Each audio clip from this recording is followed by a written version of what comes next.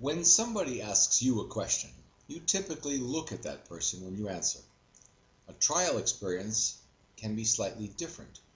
Although an attorney asks you a question, you should actually direct your response to the jurors or the judge.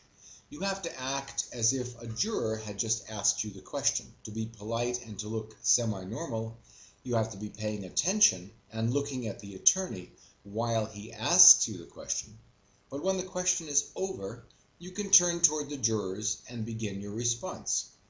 Looking at the jurors will be a new experience. It's counterintuitive to look at someone that didn't actually ask you the question, and it may feel a little odd to you when you do it. But you must make the effort as an important part of keeping their attention. The first questions that your attorney asks you will generally have to do with your qualifications. The judge has the duty to determine whether you have the qualifications to be accepted as an expert in your field. You might think that you should look at your attorney while he asks the question and then turn to address the judge with your answer, since he is the person charged with assessing your qualifications. If that is feasible for you, go ahead and do it. I find that in most trial settings, the witness stand faces out in the same direction as the judge and is usually set on a lower platform as well. So attempting to crane my neck or body to look at the judge is uncomfortable. So I try to strike a balance by varying between looking back at the attorney, looking over at any possible jury, and then also from time to time looking up at the judge so that I do not physically strain my body with every single answer. In general, it will be helpful if you face the jury when speaking. There will always be at least one or two jurors who listen or seem to be listening closely and understanding what you are saying. You can make eye contact with them because it's difficult to scan and move your eyes across potentially 12 different people in that jury box. You can allow their gestures and their body language to encourage you in your explanations to them.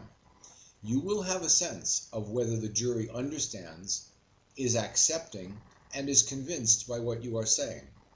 At times like this, you have to be quick on your feet.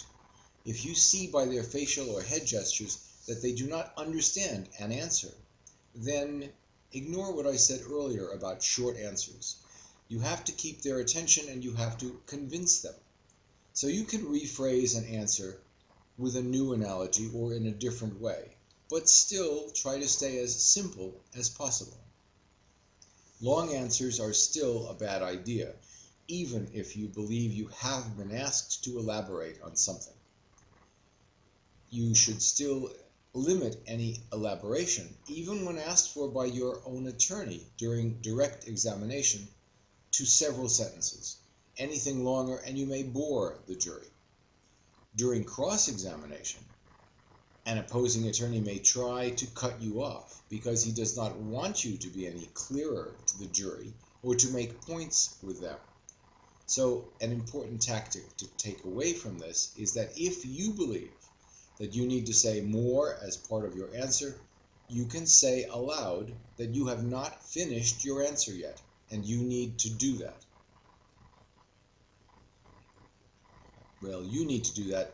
Just tell them that you haven't finished your answer. They'll let you. The lawyers may argue among themselves at this point, but more often than not, you will be allowed to continue to answer and explain. The positive part of this is that the fracas between the attorneys will capture the jurors' attention and keep it on you during any continued response. The side benefit is that those jurors with whom you were directly making eye contact will be the most likely ones to be able to explain this part of the case to other jurors during subsequent deliberations. So your efforts will bear fruit later and have value beyond the few moments of your response. When your answer to an attorney's question is complete, you can shift your gaze back from the jury box to the attorney to await your next question.